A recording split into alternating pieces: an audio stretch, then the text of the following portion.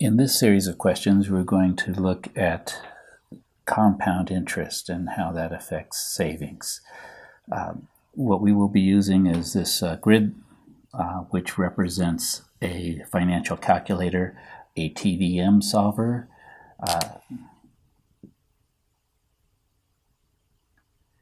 which stands for time value of money.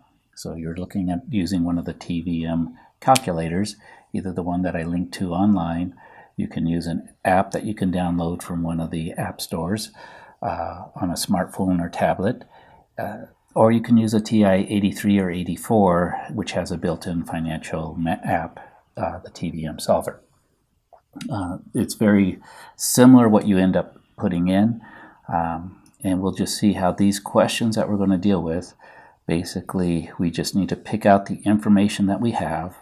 We'll have enough information to fill in all of these blanks except for one, and that's the one we will click on, which will cause the calculator to solve for that particular item. And then in some cases we will be done. In other cases, we'll see down the road there's some additional calculations to do. Okay, so let's start. We're going to use this one here for number 9. Okay, we're going to deposit $300 in an account that earns 5%.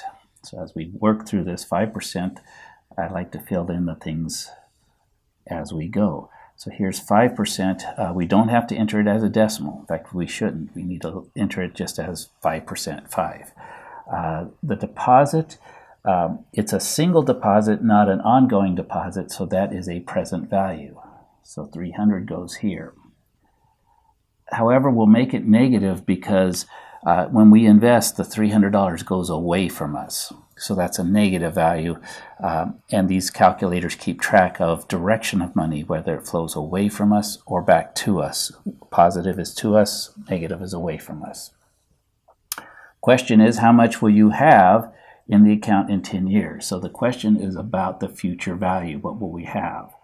The key part to understand here is that there are no regular payments, so I'm going to put a 0 there because there aren't any. We're going to calculate on the future value, so now we need to know the number of periods, which will go here, and this is the compounding per year. How many times does it get compounded? Well, it's compounded annually, so if you have the TI calculator, TI-83 or 84, you will put the number 1 there. On the apps, you enter the value as being annual or annually. Okay. So the number of periods is going to be the number of years times the compounding periods. Now it might seem redundant, but I'm going to do this. It's 1 times 10, so what we put in here is 10. If it was monthly, it would be 12 times 10, and then we'd be putting in 120. Okay, so it just gets us set up for everything. We click on the future value button, and it returns the value of 488.67, and we are done. Okay, it calculated the future value for us. That's our answer. See how that works? Let's try another. Let's try this next one, question 10, and we'll put that one over here.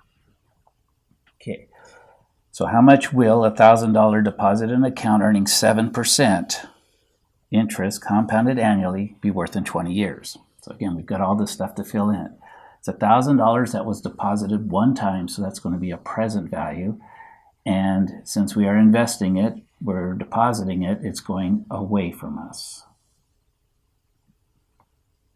7% interest, the percentage is where that goes.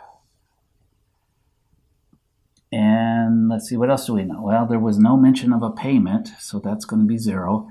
They want the future value, that's what we calculate on. So now we've got the number of periods and the compounding per year. It's compounded annually, which is again either 1 or the word annually selected from the drop-down list.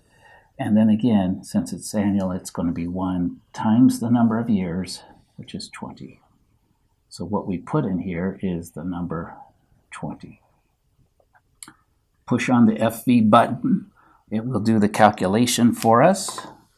And what we will find is that we will have $3,869 and 68 cents. Now, on the app, you can choose whether it gives 2 decimal places and then it will do the rounding for you, or you could go to 3 or 4 decimal places and do the rounding yourself. That's the answer to number 10. Let's take another look at the next one, which will be number 11. And for this one, we've deposited $9,400 into an account that gets 4%. So 4%, $9,400, deposited one time, not recurring, so there's not going to be any payments. This time is compounded semi-annually, which is twice a year. So the compounding's twice a year, that's for the TI calculator, or choose from the drop-down list semi-annual. And I'll just abbreviate it because it's a long word. So in this case, we're going to have it in the account for 5 years. So this is where we do need to take into fact that there's 2 compoundings per year times the 5 years. So the number of periods of compounding is going to be 10. Not 5, 10. Okay. Click on the FV button.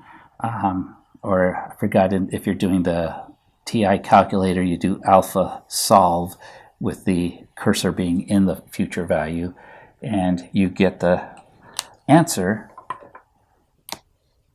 11,458.55.